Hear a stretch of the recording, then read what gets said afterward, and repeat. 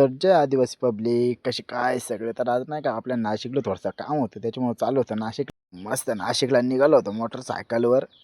तर कोशिंबऱ्याला पेट्रोल भरायला जात होतो गाडीमध्ये, तर इकडे रस्त्यात फुल जाम झालेला होता नाही का.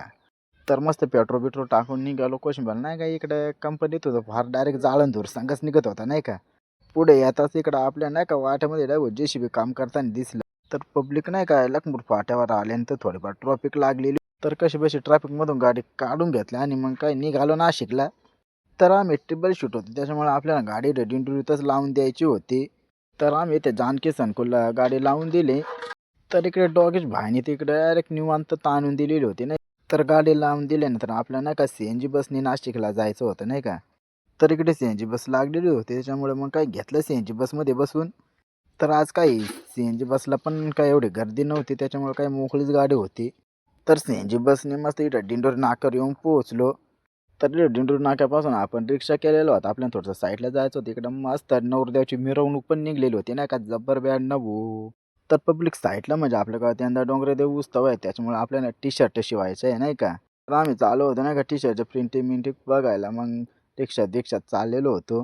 तर मस्त इकडं आम्ही टी-शर्टचं कापड पाहून आणि टी-शर्टची किंमत पण ठरवून आलेलो होतो. आज नाही का दिंडोरी नाक्यापासून बस पण नव्हती, त्याच्यामुळे डायरेक्ट काळे पिवळीने जात होतो नाही का आज आम्ही. तर पब्लिक मस्त दिंडोरीत येऊन पोहोचलेलो होतो आणि आम्हाला भूक पण लागली होती, त्याच्यामुळे आम्ही चाललो होतो नाश्ता करायला. नाश्ता करण्यासाठी मस्त मिसळ खायला आलो होतो, पण ऑर्डर पण केव्हाशी दिली, मिसळच येत नव्हती. तर मिसळ मस्त आलेली होती आणि भूक पण लागली होती. मग काय घेतली सुरुवात करून मिसळ खायला.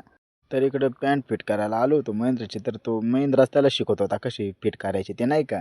त्याच्यानं त्याची पॅन्ट बिंट घेऊन नाही का आपल्याला जुन्या कळून रोडला थोडंसं काम होतं, म्हणजे गाडी पण घ्यायची होती आणि मेडिकलमध्ये पण थोडंसं काम होतं. म्हणजे काय तुम्ही दुसरं समजणार, आपल्याला ग्लिस्ट्रीन घ्यायची होती नाही का मेडिकलमध्ये.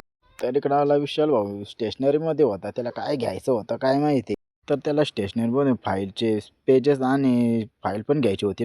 तर मग काय त्याचं काम बिम झालं होतं स्टेशनरीमध्ये. मग काय निघालो घरी नाही का, संध्याकाळ पण पडलेलं होते, टाईमच झाला होता आज आम्हाला नाही का. तर पब्लिक नाही का घरी येता तर पार आम्हाला संध्याकाळ पडलेली होती. मस्त येऊन हातपाय बितपाय धुवून घेतले.